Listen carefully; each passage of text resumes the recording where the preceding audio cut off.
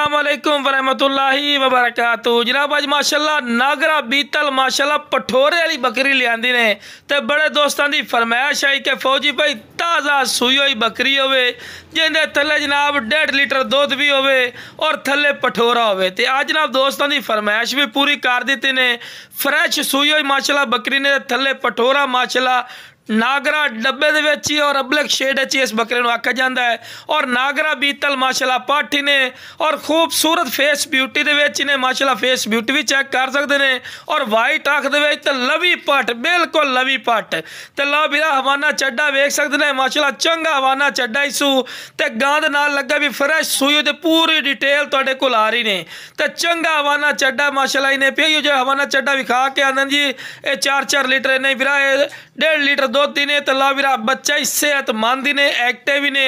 4 दिन की सूई हुई ने बिरा ते बच्चा माशाल्लाह केड़ा कमाल दा ही ने माशाल्लाह। और पठोरा भी वाइट आँख दे विच ने ते बकरी दी माशाल्लाह वेल चेक करो कमाल दी वेल ही ने और माशाल्लाह डिमांड ही बिल्कुल जायज़ और मकूल सी।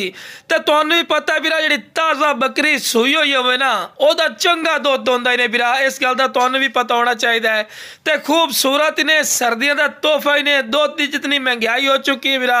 दुध की नाल दे नाल लई आओ ते नाल दे नाल पठोरा भी पाली आओ और जिस कीमत है तुहानूं ये पूरा सैट मिलना ना इंशाअल्लाह अल्लाह दे फजल करम नाल पठोरा ही बिरा 3 तो 4 महीना बाद पैसे पूरे कर जासी ते बकरी फिर भी माशाल्लाह क्रॉस हो जासी क्योंकि पहले सूबे दे विच एक बच्चा दिता तो दूए सूबे 2